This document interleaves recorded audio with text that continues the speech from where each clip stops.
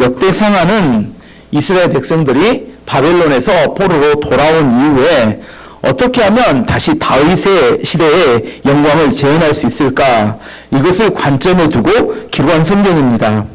자신들이 선택받은 선민이었지만 이방 민족이었던 바벨론에 의해서 망해서 포로로 잡혀갔다. 이것이 너무나 수치스러웠다는 겁니다. 어떻게 하면 그 비극의 역사를 반복하지 않을까 해서 자신들의 역사를 보고 난 다음에 다시 기록한 게 역대상하입니다. 그 바벨론의 포로를 한 100년 이상 지냈기 때문에 그들이 바벨론에 돌아왔을 때 그들의 생각은 이미 바벨론의 많은 사상과 생각에 오염이 되었습니다. 이 세상적인 관점이 그들의 생각에 들어왔다는 겁니다. 바벨론에는 많은 신화가 있었고 페르시아에는 많은 미신이 있었습니다. 우리도 일주일만, 한 달만 예배 안 드리면 생각이 흐려집니다. 이게 쉽지 않아요. 매일처럼 예배를 드리면 좋지만 매주라도 예배를 드려야 그래도 내가 신앙을 붙잡고 가는데 그렇지 않으면 우리가 흐려집니다. 그런데 100년 동안 페르시아와 바벨론의 포로로 잡혀있는 동안 그들은 많이 생각이 흐려졌습니다. 가장 흐려진 게 뭐냐면 과연 천지를 만드신 하나님이 모든 세상의 시작일까? 여기에 대한 기초가 흔들렸다는 겁니다. 그래서 에스라가 역대상 1장을 시작할 때 누구로부터 시작하냐면 1장이 어떻게 시작돼요? 아담으로부터 시작됩니다. 아담이라고 이야기를 하면서 아담이 누굴 낳고 누가 누굴 낳고 쭉 이야기를 합니다. 그게 뭔 말이냐면 이 온 우주의 시작은 누구였다? 하나님이었고 하나님이 창조한 아담을 통해서 뭐가 됐다고요? 아담을 통해서 이 온 지구의 역사가 시작됐다. 이것을 이야기하는 겁니다. 이야기는 뭐냐면 아담으로 시작했다는 것은 그 어떤 세상의 사상, 페르시아의 종교, 신앙, 미신 이걸 다 거부하고 우리는 오직 성경의 말씀을 진리로 받아들이겠다는 선포와 똑같은 겁니다. 우리 이 시대도 마찬가지입니다. 많은 사람이 교회를 다니는 사람조차도 많은 사람과 세상 사람과 교회 다니는 사람조차도 성경만을 믿겠다 이렇게 이야기하면 너무 폐쇄적인 거 아니냐, 너무 답답한 거 아니냐 이렇게 이야기하는 사람들이 있다는 겁니다. 하지만 에스라가 앞으로 지금 역사가 오늘부터 이제 족보가 끝났고 오늘부터 역사가 시작되는데 이 계속되는 역대상하의 역사를 통하여 어떻게 하면 이스라엘이 부흥했고 어떻게 하면 망했는지를 증명해 보이는 겁니다. 한 명 한 명의 왕과 그 역사를 통하여 어떻게 하면 하나님이 그들을 축복하셨고 어떻게 하면 그들이 망했는지를 자세히 기록합니다. 족보 역사가 1장부터 9장까지 끝나고 오늘 10장부터는 이제 첫 번째 역사에 대한 이야기를 시작하는데 오늘 누구부터 시작해요? 주인공이 오늘 누굽니까? 사울왕이 시작됩니다. 근데 사울왕의 원래 기록은 길어요. 사무엘 상후하면 9장부터 시작해서 긴 이야기가 나와야 되는데 사울왕의 이야기는 단 한 장 기록합니다. 역대상에는. 그 한 장 기록인데 어떤 내용을 기록해요? 전자가 다 죽었더라. 이게. 사울왕의 역사를 사울왕 이야기하면 그에게 있어서 가장 교훈이 되는 한 가지, 이스라엘에게 가장 교훈이 되는 한 가지 찾으려면 뭘 찾은 거예요? 그의 죽음에서 교훈을 찾은 겁니다. 왜 그의 죽음에서 교훈을 찾아요? 아주 비참하게 죽었더라. 왜 비참하게 죽었더라? 절대로 누구처럼 살면 안 된다? 사울왕처럼 살면 망한다. 우리가 왜 바벨론의 포로로 잡혀갔고 우리가 나라가 망했느냐? 사울왕을 보면 알 수 있다는 겁니다. 사울왕이 어떻게 살다가 망했는지를 보면 우리가 다시 그걸 반복하면 안 된다 그렇게 이야기하는 겁니다. 에스라가 그 결론에 사울왕의 죽음에 대한 역사를 쭉 기록한 다음에 결론을 13절 14절에 부연해서 그가 덧붙여서 자기 생각을 집어넣습니다. 13절 14절을 보면 사울이 죽은 이유를 설명합니다. 그가 여호와께 충성하지 않았기 때문이다. 이것을 개역개정자는 범죄했기 때문에 이렇게 설명했습니다. 그는 여호와께 복종하지 않았습니다. 심지어 무당한테까지 찾아가서 무당의 도움을 받으려 했습니다. 사울은 여호와께 찾아가 도움을 구하지 않았습니다. 그래서 여호와께서는 사울을 죽이고 그의 나라를 이새의 아들 다윗에게 주셨습니다. 사울의 죽은 이유가 뭐였다고요? 병들어 죽었다 그렇게 이야기는 아니죠. 사울이 죽은 이유가 전쟁에서 패해서 죽었다 이렇게 이야기하지 않습니다. 사울이 죽은 이유는 뭐라고요? 범죄에서 하나님께 충성하지 않아서 죽었다. 잘 생각해보면 이게 곱씹어보면 의미가 있는 이야기라는 겁니다.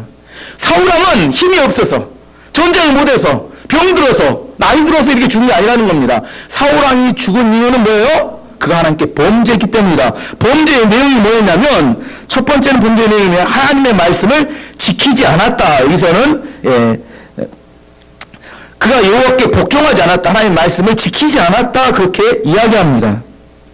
두 번째는 뭐냐면, 그가 무당에게 찾아가서 도움을 구했다. 엔도르 무당을 찾아가서 도움을 구했다. 13절에 그렇게 나옵니다. 세 번째는 여호와 하나님께 찾아가서 도움을 구하지 않았다. 묻지 않았다. 이 세 가지가 그가 범죄한 내용이었습니다. 그리고 하나님께서 그를 죽이신 다음에 그 왕위를 누구에게 넘겨주셨다고요? 이세 아들 다윗에게.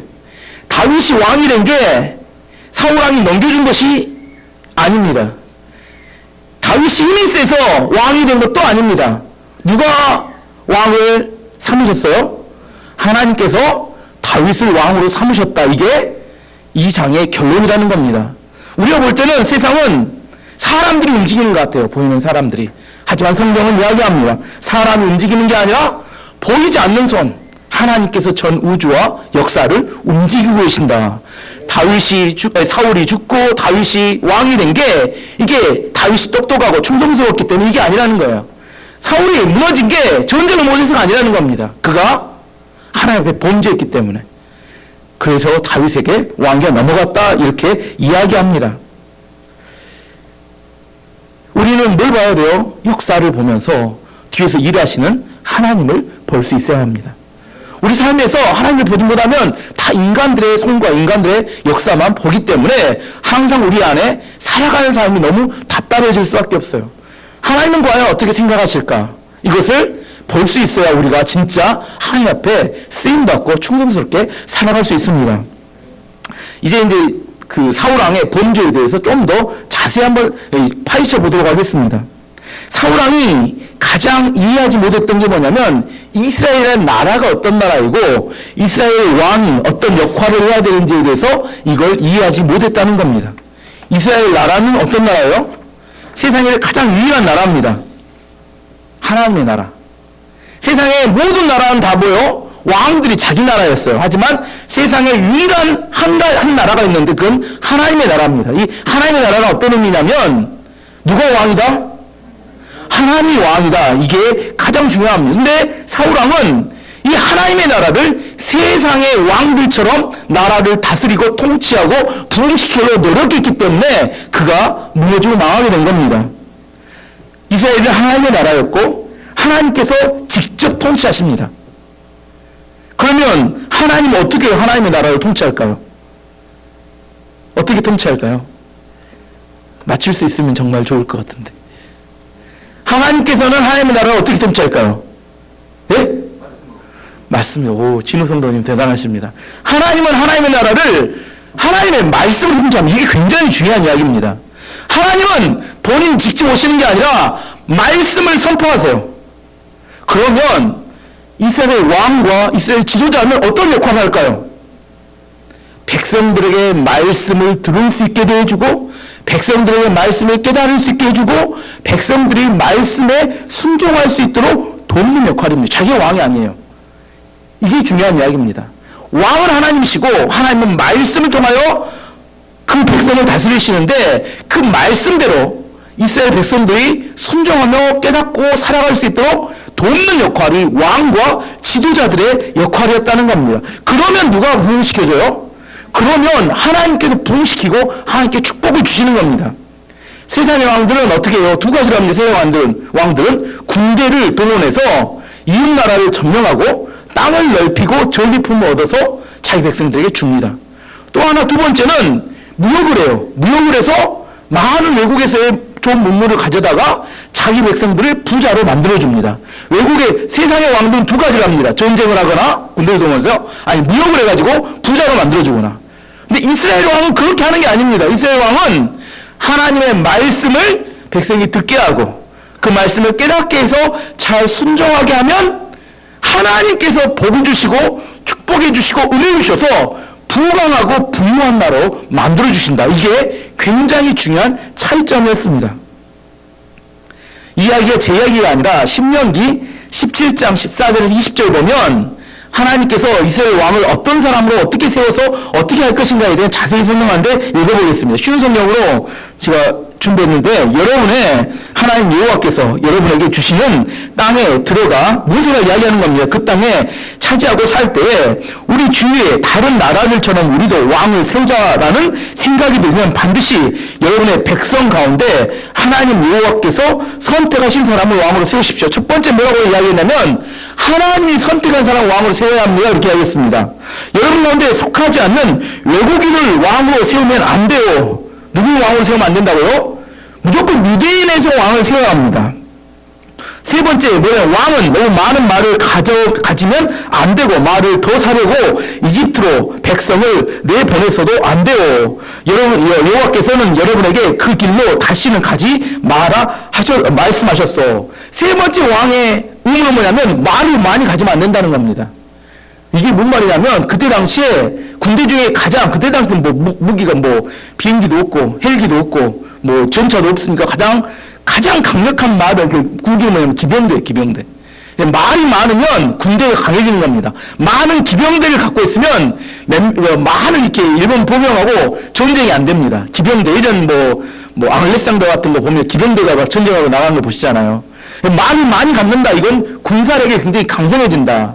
이야기는 뭐냐면 말을 많이 가지려고 하지 말라는 것은 너의 안전을 지키고 왕의 안전을 지키고 왕을 보호하는 것은 말이 아니라 누구다? 하나님이다. 이걸 분명하게 하자는 겁니다.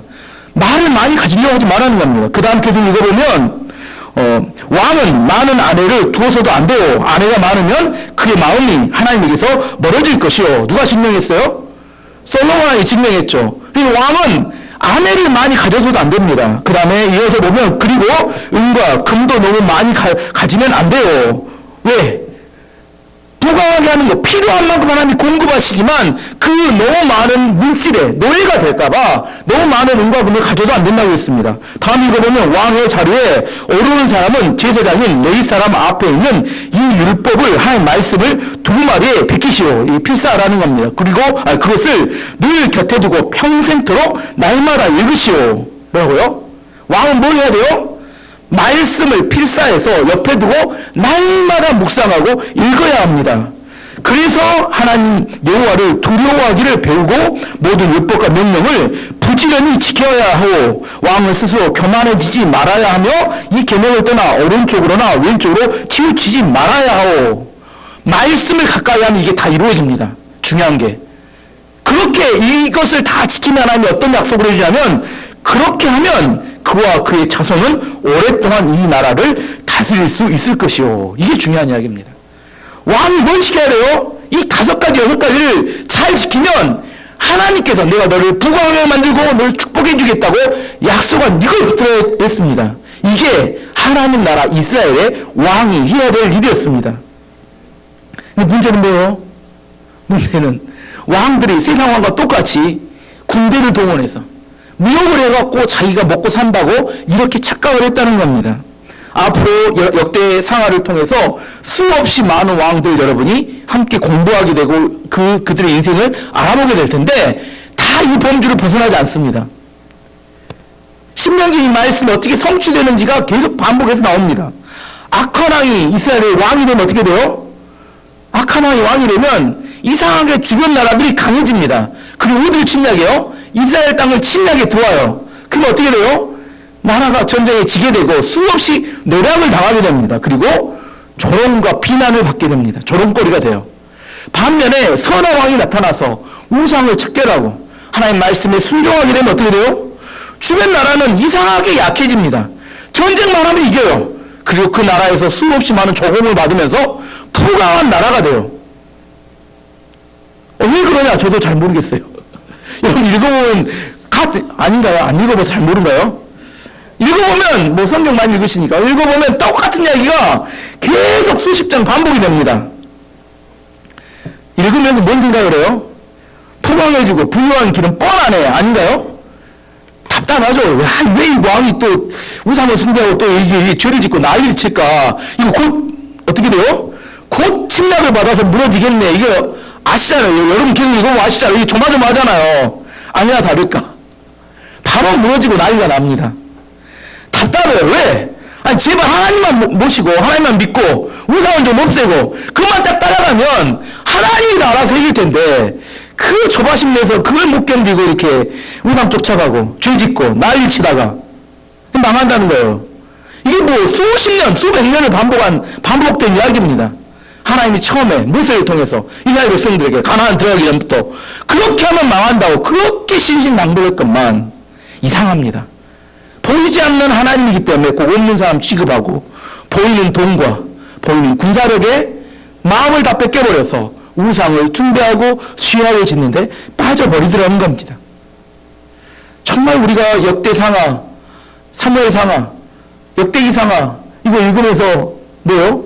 열왕기상하를 읽으면서 제발 그만 좀 이제 지혜를 얻었으면 좋겠어요. 그만 좀 그거 쫓아다니면 좋겠는데 뻔히 아는 계속 반복된 이야기인데 누구도 똑같이 살아요? 남의 이야기인가 마음 편했는데 우리도 똑같이 그렇게 한다는 거예요. 우리도 똑같이 다르지 않아요. 하나님은 보이지 않고 보이는 돈과 보이는 군사력과 사람에게 줄대가지고 뭐 하려고 하는 그런 마음이 우리도 들더라는 겁니다. 이게 뭐였냐면 오늘 사울이 망하게 된 길이었다 이렇게 이야기합니다. 이제 좀 사울왕에 대해서 살펴보도록 하겠습니다. 사울왕은 어느 지파 출신이었을까요? 베냐민파. 아우, 훌륭합니다. 베냐민 지파는 이렇게 족보 이야기를 이야기했어요. 완전히 쫄딱 망했던 지파였죠. 600년밖에 남지 않았는 완전히 쫄딱 망했던 지파였는데 어떻게 이 지파에서 이스라엘의 초대 왕이 나왔을까? 완전히 죄악으로 완전히 망했던 지파에서 어떻게 초대 왕이 나왔을까? 사울 왕이 될 만한 자격이 있었을까요? 없었습니다. 전혀 없었어요. 근데 이 사람이 왕이 된 이유는 뭘까요? 전적인 하나님의 은혜입니다. 이거 하나님의 은혜라고 합니다. 왕이 될 만한 이유가 하나도 없었다니까요. 근데 하나님께서 은혜를 쏟아부어서 안 될 만한 사람이 자격이 없는 사람에게 왕이 될 수 있도록 기회를 주신 겁니다. 일방적인 하나님의 은혜가 부어진 겁니다.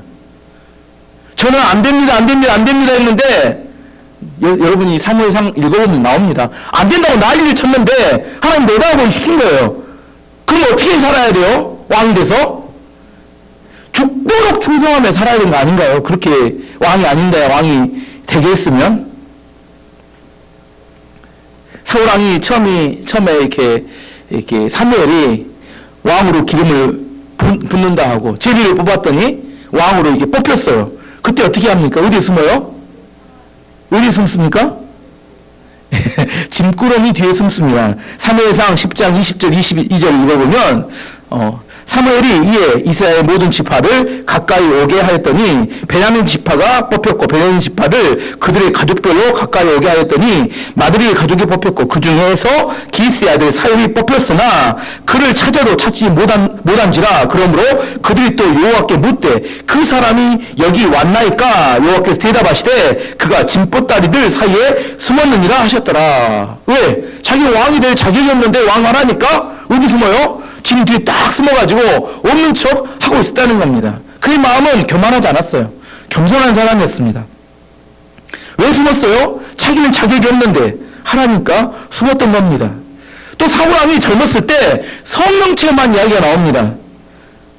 성령에 충만해져서 갑자기 막 예언을 하루 종일 하는 그런 사건이 나와요. 사무엘상 10장 10절에서 12절을 보면 그들이 산에 이를 때 선지자의 무리가 그를 영접하고 하나님의 영이 사울에게 크게 임함으로 성령이 충만하게 임하니까 그가 그들 중에서 예언을 하니 전에 사울을 알던 모든 사람들이 사울이 선지자들과 함께 예언함을 보고 서로 이르되 기스의 아들에게 무슨 일이 일어났느냐? 사울도 선지자 중에 있느냐? 하고 뭔 말이에요? 절대 그럴 사람이 아니에요. 저 사람 절대 성령에 충만할 사람이 아닙니다. 근데 성령이 충만해져가지고 막 갑자기 막 예언을 하고 난리를 치니까 뭐요? 기스의 아들도 선지자 중에 하나냐? 이렇게 이야기하더라는 겁니다. 그래서 그 뭘 읽어보면 그곳에 어떤 사람들은 말에 이르되 그들의 아버지가 누구냐 한지라. 그러므로 속담이 되어 이르되 사울도 선지자 중에 있느냐 하더라. 속담이 되어버렸대요. 얼마나 유명한 사건이었으면 그들의 속담이 되어서 세상에 사울이 누구라고 해야 되냐? 세상에 성령 절대 안 받을 사람 같은 사람이 누굴까요? 우리 강방원 집사님. 성령 받으셔야죠. 성령을 절대 안 받을 것 같은 사람이 갑자기 성령에 충만해져가지고 막 예언을 하고 막 자기 제정신이 아니에요. 이 사람들이 뭐요? 아니 저 사람도 성령에 충만하여 예언을 했느냐? 이게 속담이 돼버렸다는 겁니다. 사울 왕이 원래 성령 충만했던 성령 체험이 있었던 사람이었습니다. 사울이 왕으로 기름 부음을 받은 다음에 첫 번째 민족의 위기가 왔는데 그게 뭐냐면 길앗 야베스라는 땅에 암몬 족속이 전쟁하러 들어왔어요. 근데 그들이 전쟁만 하는 게 아니라 모든 백성들의 눈을 한쪽씩 다 눈알을 뽑아버리겠다 이렇게 이건 뭐 협박을 하는 겁니다. 이게 완전히 그 눈이 한쪽으로 뽑힌 애꾸는 민족이 탄생할 그런 위기에 놓였어요. 그때 사울이 모든 지파에게 이게 편지를 보냅니다. 그래서 군대를 모으고 암몬을 기습 공격하여서 길앗 야베스의 사람들을 구원해냅니다. 그가 왜 이렇게 구원해냈냐면 생명을 걸고 마음이 백성을 사랑하는 마음이 있었기 때문입니다. 아무것도 없을 때, 왕으로서 깃들도 잡히지 않았을 때, 원래 사울은 젊었을 때 사울왕은 굉장히 겸손했고 성령 충만했고 그가 백성을 사랑하는 그런 왕이었다는 겁니다. 문제는 뭐예요? 시간이 지나면서 점점점 변질이 되어갔습니다. 처음에는 좋은 마음이었는데 왕이 되다 보니까 뭐예요? 왕이 되니까 뭐예요? 마음이 왕 하니까 좋더라는 겁니다. 그래서 뭐가 돼요? 변질이 되어갔습니다. 그 변질된 두 가지, 하나님으로부터 버림받는 두 가지 결정적인 이유가 있는데 첫 번째 그의 결정적인 약점은 뭐냐면 그는 믿음이 없었습니다. 어떤 믿음이 없었냐면 하나님의 말씀만 붙들고 살면 하나님께서 부흥을 시킨다. 여러분 믿으십니까? 이게 지도자입니다. 근데 이 믿음이 없었어요. 하나님 말씀만 붙들면 하나님께 부흥시키는 이 믿음이 있어야 흔들리지 않았을 것 같은 이 믿음만 있었으면 그는 대대손손이 이스라엘 왕으로 자손들이 계속해서 살았을 것 같은데 이 믿음이 없었어요. 누가 지킨다? 하나님이 지키신다. 하나님 복 주신다. 이 믿음이 있어야 되는데 그래서 사울왕이 뭘 했냐면 다른 나라의 왕들처럼 자기를 지키는 호위병들을 용병을 뽑았습니다. 용병이 뭐예요? 다른 나라의 군대에 이렇게 좋은 이렇게 군인들을 뽑아서 자기를 지키게 했습니다. 용병을 뽑았습니다. 이게 근데 문제였다는 겁니다. 용병이 자기를 지키나요? 아니죠. 지금 이야기하는 거. 하나님 지키시죠. 용병을 뽑았는데 이 용병 때문에 하나님께 불순종하는 이유가 되었습니다. 왜냐하면 지난주 주일날 설교했던 것처럼 사무엘상 15장에 아말렉과 이스라엘의 전투 이야기가 나왔습니다. 하나님이 아말렉을 어떻게 하라겠어요? 모든 사람과 순양과 양과 소를 다 죽이라겠죠. 하지만 사울왕이 순종하지 않았어요. 일부는 순종했고 일부는 순종하지 못했습니다. 왜 순종하지 못했을까요? 용병 이야기했습니다. 전쟁에 나간 대가로 용병들에게 월급을 줘야 했기 때문입니다. 이게 문제였어요. 나는 당장 돈이 나가야 되는데 뭐가 없어요? 지금 다 죽여버리면 전리품도 아무것도 없고 그 좋은 양과 소와 귀한 것들을 다 없애버리면 어떻게 합니까? 왜 그래요? 용병을 고용했기 때문에 이제 그것이 뿌리가 돼서 발생한 문제입니다. 용병 고용할 때까지만 해도 뭔 생각을 해요? 굿 아이디어. 참 좋은 아이디어다. 그걸 우리 지켜주면 좋겠다. 꼭 사라가 아들이 못 나니까 누구를 이렇게 데리고 왔어요? 하가를 데리고 와서 이 하가를 통해서 당신의 씨로 얘기를 하면 좋지 않겠느냐. 굿 아이디어. 너무 좋다. 할 때까지만 너무 좋았는데 이게 나중에 자기의 발목을 잡듯이 마찬가지였습니다. 사울왕도 똑같았어요. 용병을 고용한 것이 자기 인생의 발목을 잡았다는 겁니다. 제발 하나님이 하라는 것까지만 하고 그 다음에 좀 이렇게 멈춰서 하나님이 일하실 때까지 좀 기다릴 수 있는 것이 믿음인데 뭐예요? 기다리지 못하는 겁니다. 왜? 내 마음이 두렵고 불안하기 때문이에요. 또 하나 이 믿음이 없으니까 뭘 하냐면 사람들의 인기 연연합니다. 하나님이 나에게 복 주신다. 이 믿음이 있어야 합니다. 근데 이 믿음이 없으면 자꾸 사람 쫓아다니고 사람의 인기에 연연합니다. 골리앗을 다윗이 물리쳤을 때 그날 길거리에서 여자들이 둘을 칭송하죠. 사울왕과 다윗을 칭송합니다. 뭐라고 칭송해요? 사울은 천천히고 다윗은 만만. 이렇게. 그러면 뭐 하는 거예요? 둘 다 칭송하는 거잖아요.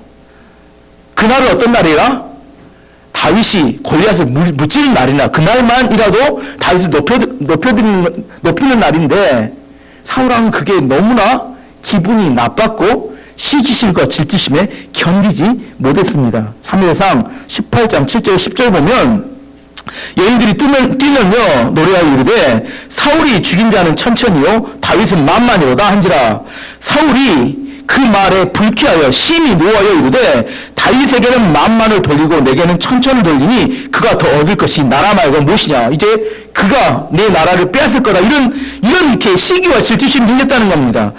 이게 그 다음이 중요합니다. 그리고 그날 후로 사울이 다윗을 주목하였더라. 왜 봤어요? 이 못된 놈하고 왔다는 겁니다. 이제 그 다음날 어떤 일이 있는지가 더 중요합니다. 그 이튿날 하나님께서 부리시는 악령이 사울에게 힘있게 내림에 그가 집 안에서 정신없어 떠들어대므로 다윗이 평일과 같이 손으로 수금을 타는데 그때 사울의 손에 창이 있는지라. 미쳤습니다. 뭐가 들어서? 귀신이 그를 사로잡아서 미쳐버렸어. 왜? 그 시기심과 질투심 때문에. 이 시기심, 질투심 뭐예요?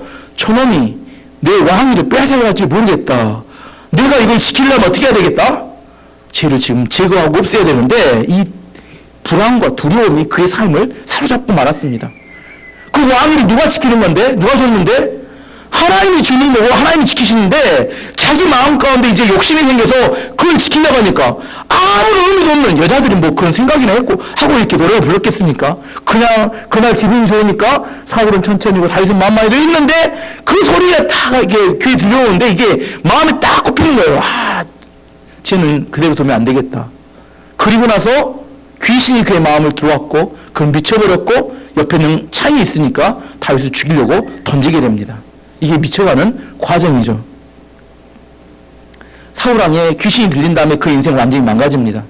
사울왕은 그 종을 왕으로 뭘 누리는데요? 하나님 주신 귀한 것들을 누리고 살 수 있는데 그 다음에 그 사울왕이 죽을 때까지 인생은 다윗 하나를 죽이기 위해서 자기의 모든 군사력과 모든 돈과 모든 힘을 다해서 다윗 하나 죽이려고 발버둥을 치다가 결국 못 죽이고 자기가 죽고 맙니다.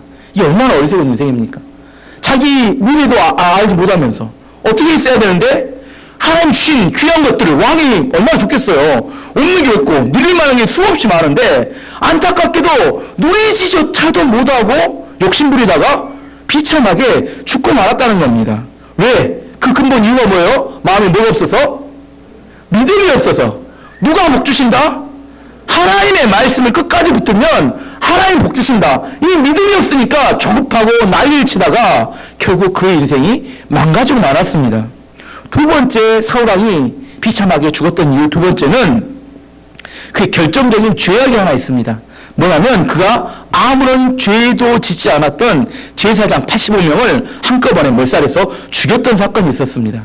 어떤 사건이냐면 다윗이 이제 사울왕의 마음을 알았어요. 그래서 다윗이 도망치기 시작했는데 첫 번째 도망쳤던 곳이 어디냐면 노비란 땅에 아히멜렉이란 제사장을 찾아갑니다. 근데 아히멜렉은 다윗이 도망쳐 온지를 잘 몰랐어요. 왜냐하면 왕의 신하였기 때문에 그가 찾아왔을 때 그 다윗을 굉장히 극진하게 잘 대접해주고 골리앗의 칼도 줍니다. 그 아무도 없었기 때문에. 근데 그 도액이라는 사람이 그걸 봐요. 그리고 누구에게 밀고 가냐면 사울왕에게 밀고 갑니다. 이 사울왕이 어떻게 해요? 또 노발도 말 엄청 화가 나서 도액에게 뭐라고 하냐면 그 마을을 싹 쓸어 죽여버려라 이렇게 이야기합니다.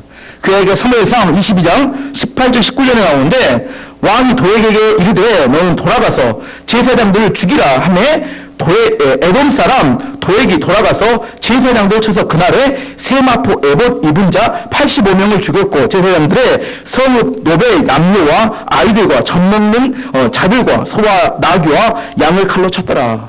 제사장 85명과 그 온 가족과 그 모든 이렇게 재산 이렇게 양소를 이제 다 죽여버리고 말았습니다. 그러면 이 사건이 사울왕에 어떤 영향을 미쳤느냐, 이게 굉장히 중요합니다. 블레셋이 마지막 길보아 전투 때 블레셋이 이스라엘에 쳐들어왔습니다. 사울왕이 두려웠어요. 마음이 떨렸습니다. 그래서 누굴 찾았냐면 하나님의 뜻을 물어볼 만한 사람을 찾았습니다. 근데 아무도 하나님의 뜻을 알려줄 만한 사람이 없었습니다. 그래서 어떻게 해요? 누굴 찾아갑니까? 엔돌의 무당을 찾아갑니다. 왜 아무도 알려줄 사람이 없었을까요? 다 죽여버렸으니까. 자신을 위해서 기도해줘야 되고 자신을 위해서 하나님의 뜻을 전달해줘야 될 제사장들 다 죽여버리니까 나중에 정작 자기가 위기에 처했을 때 물어볼 사람이 다 사라져버린 겁니다. 사무엘상 28장 4절 7절이 그렇게 말합니다. 블레셋 사람들이 모여 수넴에 이르러 진을 치매 사울이 온 이스라엘을 모아 길보아에 진쳤더라. 사울이 블레셋 사람들의 군대를 보고 두려워서, 사람이 언제나 두려워질 수 있습니다. 그의 마음이 크게 떨린지라. 사울이 여호와께 묻자오되 여호와께서 꿈으로도 우림으로도 선지자로 그에게 대답하지 아니하심으로 사울이 그의 신하에게 이르되 날 위하여 신접한 여인을 찾으라. 내가 그리로 가서 그에게 물으려 하니 그 신하들이 그에게 이르되 보소서 엔돌에 신접한 여인이 있나이다. 사람 언니가 위기에 빠질 때가 있습니다. 그때 그를 위해서 기도해주고 그를 위해서 하나님 뜻을 전달해주는 하나님의 영적 지도자가 반드시 있어야 합니다. 근데 사울왕은 화가 난다고 그 제사장들 싹 죽여버렸어요. 그래서 그가 나중에 하나님의 뜻을 물을 만한 제사장과 선지자가 다 사라져버린 것이 결국은 엔돌의 무당을 찾아갈 수밖에 없었던 이유가 되었다는 겁니다. 하나님께서 오늘 본문의 13절 14절을 이야기하죠. 하나님이 사울을 직접 죽이신 이유가 뭐였느냐? 무당을 찾아갔기 때문이다. 이렇게 분명하게 이야기하십니다. 하나님은 우리가 무당을 찾아가거나 우상을 섬기거나 영철하고 토종비교를 보거나 매일처럼 오늘의 운세를 보는 것을 매우 싫어하십니다. 보시면 안 됩니다. 매우 싫어하십니다. 출애굽기 20장 3절 5절 그렇게 말합니다. 너는 나 외에는 다른 신들을 내게 두지 말라. 널 위하여 새긴 우상을 만들지 말고 또 위로 하늘에 있는 것이나 아래로 땅에 있는 것이나 땅 아래 물속에 있는 것에 어떤 형상도 만들지 말며 그것들에게 절하지 말며 그것들을 섬기지 말라. 나 내 하나님 여호와는 질투하는 하나님인즉 나를 미워하는 자의 죄를 갚되 아버지로부터 아들에게까지 3, 4대까지 이르게 하거니와. 우상을 숭배하는 자, 하나님을 질투하게 만든 자, 그 사람을 위해서 어떻게 하겠다고요? 너뿐만 아니라 너의 후대 3, 4대까지. 오늘 본문에 나옵니다. 오늘 본문 6절, 10장 6절이 뭐라고 하냐면 이와 같이 사울과 사울의 세 아들과 그의 온 집안 사람들이 함께 죽었습니다. 이렇게 이야기합니다. 어떻게 죽었다고요? 사울과 사울의 세 아들과 사울의 온 집안이 그 전투에서 함께 죽었습니다. 왜? 무당 찾아가서. 우상숭배는 이스라엘 왕도 하나님 봐주시지 않습니다. 사울왕이 어쩌다 우상까지 이렇게 무당까지 찾아가게 되었습니까? 죽이지 않아야 되는 자기 화를 못 이겨서 제사장들을 죽였기 때문입니다. 사울의 인생에서 그가 잘못했던 두 가지 큰 것, 첫 번째는 믿음이 없었습니다. 믿음이 하나님 복 주신다. 두 번째는 제사장을 죽인 것.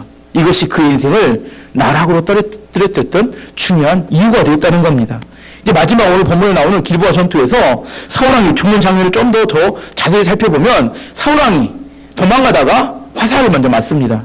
화살을 맞고 떨어졌는데 상황을 보니까 이제 도저히 피할 길이 없는 것 같았어요. 그래서 이제 안 되겠다. 잡히게 되면 수치 가운데 죽을 것 같으니까 자기의 칼 맡은 자, 무기 든 자에게 부탁하죠. 나를 좀 죽여달라.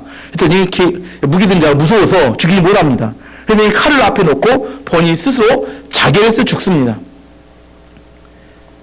사울왕은 마지막까지도 뭘 모르냐면 진짜 수치가 무엇인지를 잘 몰랐습니다. 이스라엘 왕으로 자기가 블레셋에 사로잡히면 수치를 당하게 될 것 같다 이렇게 생각했지만 진짜 수치는 뭐냐면 왕으로서 하나님의 말씀을 떠나서 자기 본분을 잃어버리고 자기 욕심대로 살아왔던 것이 진짜 수치였습니다. 근데 죽는 순간까지도 자기 수치를 가린다는 것이 왕으로서 자기가 잡히면 안 된다 이런 생각을 했다는 겁니다. 그 진짜 수치를 깨달았다면 죽어가는 그 순간에 내가 왜 이렇게 되었을까? 하나님께 회개하고 죽었어야 그는 수치가 무엇인지를 진짜 깨달을 수 있는 사람이었는데 문제는 뭐예요? 자기는 수치를 피한다는 게 왕으로서 붙잡히면 안 되기 때문에 자결하고 죽은 것이었습니다. 다시 한번 그 사울왕의 인생을 돌아보면 사울왕은 그 시대의 영웅이었어요. 베냐민 지파에 아무런 알려지지 않은 어떤 한 사람이 어디까지 올라가요? 이스라엘의 왕까지 올라간 인생 역전에 그 시대에 영웅이가 승자였습니다. 문제는 승리한 이유가 문제였어요. 최고의 자리까지 올라갔는데 그걸 유지할 능력이 없는 게 문제였습니다. 뭔 말인지 이해하세요? 축복을 받는 게 중요한 게 아니라 내 안에 그걸 유지할 만한 능력이 훨씬 더 중요한 겁니다. 차라리 그가 그런 능력이 없었으면 왕이 되지 않았다면 자기와 자기 아들들과 자기 온 가족이 몰살당해서 죽임을 당하지는 않았을 겁니다. 근데 그가 능력이 안 되는데 왕이 된 다음에 그걸 유지하지 못했는데 그걸 뭐예요? 축복을 유지할 능력이 안 되는데 뭘 붙들기 원했어요? 왕의 자리, 자기가 왕을 좀 해보니까 왕이 너무 좋아. 누구에게 물려주고 싶어요? 이 왕의 자리를 자식에게 물려주고 싶어요. 누구만 죽이면 이 왕의 자리가 요나단에 갈 것 같아요? 다윗 한 명만 딱 죽이면 이 왕의 자리는 딱 우리 대대손손이 유지할 수 있을 것 같아요. 그래서 다윗을 죽이려고 몸부림쳤는데 본인이 죽었습니다. 왕에게 붙들 게 아니라 뭘 붙들었어야 합니까? 하나님 말씀을 붙들었어야 합니다. 지금 계속해서 반복해 이야기하는 거지만 왕위를 붙들면 망합니다. 뭘 붙들어야 돼요? 하나님 말씀을 붙들었으면 그 왕위가 대대손손이 계속해서 이어졌을 것인데 뭘 붙들다 망했어요? 왕위를 붙들다 망했습니다. 이게 우리가 깨달아야 하는 이야기입니다. 정말 안타까운 것은 사울 왕이 하나님 말씀을 붙들고 그 말씀에 충성스럽게 살았다면 그 대대손손이 이스라엘 왕은 다윗이 아니라 이렇게 사울 왕의 가문에서 대대손손의 왕이 나왔을 거라는 겁니다. 시편 117편 1절 2절 우리 약속의 말씀이죠. 여호와께서 집을 세우지 아니하시면 세우는 자의 수고가 헛되며 여호와께서 성을 지키지 아니하시면 파수꾼의 깨어 있으면 헛되도다.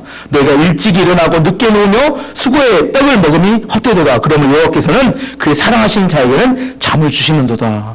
이해가 되시죠? 사울왕의 인생을 보면 밤낮 자지 않고 수고하고 몸부림치고 난리를 쳤는데 왕이 하나 지키지 못하고 다 몰살당해 죽임을 당하고 말았습니다. 그가 죽었을 때 블레셋 군대가 그의 시체를 발견하고 그의 머리를 잘랐어요. 머리를 잘라가지고 그의 머리는 다곤 신전에 놔두고 그의 몸은, 시체 몸은 벳산이라는 성벽에 못으로 박아놨습니다. 이 뭐예요? 수치스러운 거죠. 많은 그 블레셋 백성들이 보면서 박수를 치며 즐거워하면서 이제 우리가 이스라엘 왕이 죽여서 편안하겠다 이렇게 난리를 치며 좋아했습니다. 너무나 수치스럽게 죽고 말았어요. 그런데 이 소식을 누가 들었냐면 길앗 야베스 사람들이 이 소식을 들었습니다. 그래서 길앗 야베스 사람들이 최정의 군인들을 뽑아서 사울왕의 시체를 찾으려고 출정을 했어요. 이게 결코 쉬운 일이 아닙니다. 왜냐하면 그 시체는 어디 있었어요? 다 블레셋 지경에 있었기 때문에. 그리고 길앗 야베스는 상당히 멀었습니다. 그 땅이 멀어요. 근데 그것을 얻기 위하여, 그 시체를 찾기 위하여 목숨을 걸고, 이게 맞을 것 같아요. 목숨을 걸고 길앗 야베스 사람들이 사울왕과 그의 아들들의 시체를 찾아가지고 와서 상수리 나무 아래 장례를 치러주고 일주일 동안 길앗 야베스 사람들이 다 금식을 합니다. 왜 그랬을까요? 제가 처음에 설명했습니다. 그래서 그 사건을 자세히 설명했는데 처음에 왕이 됐을 때 어디를 구해줘요? 눈알이 빠진 위기에 있었던 길앗 야베스의 백성들이 눈알에 빠질 만한 위기에 빠졌을 때 그때 초심을 가지고 백성을 사랑하는 마음으로 사울왕이 군대를 동원해서 그들을 구해줬던 그 은혜가 있었다는 겁니다. 이게 지금 언제 전이냐면 40년 전 이야기입니다. 사울왕이 40년 왕위를 누렸기 때문에 처음에 왕이 됐을 때 했던 일이기 때문에 40년 전에 은혜를 받았던 그 은혜를 이들은 잊지 않았어요. 사울왕은 모든 이스라엘 백성들에게는 이렇게 칭송을 받지 못할 만한 그런 일을 했지만 누구에게는 길앗 야베스의 백성들에게는 은인 중에 은인이었기 때문에 그들은 최정의 부대를 동원해서 사울왕의 시체를 가져오는 일을 하게 됩니다. 이렇게 돌아보면 사울왕이 왕으로 있었을 때 제일 잘한 일은 무엇이었을까요? 길앗 야베스 사람들을 구원해 준 일이겠죠. 이게 하나님의 사명자들이 할 일입니다. 하나님이 우리에게 물질을 주십니다. 하나님 우리 가운데 시간을 주십니다. 하나님 우리에게 능력을 주십니다. 그걸 갖고 뭐 해야 돼요? 은혜를 베풀고 생명을 구원하고 그런 일을 감당하게 되면 그게 은혜로 남게 됩니다. 사울왕이 다 잘못했는데 그 길앗 야베스의 사람들은 그들의 민족의 은인으로 생각하고 그들의 지파의 은인으로 생각하고 그의 은혜를 갚기 위해서 그 생명을 걸고 최정예 부대를 파견하고 시체를 묻어주고 그 수치를 감싸서 덮어줬다는 겁니다. 우리가 어떻게 살아갈 것인가 길앗 야베스 사람들을 통해서 다시 한번 생각해 볼 수 있습니다. 에스라가 이제 말씀의 결론을 맺습니다. 사울왕이 죽음을 소개하면서 왜 소개했을까? 왜 소개했다고요? 처음에 이야기했습니다. 이렇게 살면 어떻게 된다고? 망한다. 이렇게 살면 망합니다. 망한 두 가지 이유는 뭐예요? 첫 번째, 뭐가 없었기 때문에 하나님의 약속에 대한, 하나님이 우리를 지키신다는 약속에 대한 믿음이 없었기 때문에 망했습니다. 힘을 다해서 그는 다윗 죽이는 데만 애를 썼습니다. 다윗만 죽이면 자기 왕위가 지켜지는 줄 알고. 뭘 지켰어야 되는데? 하나님 말씀을 지켰어야 되는데.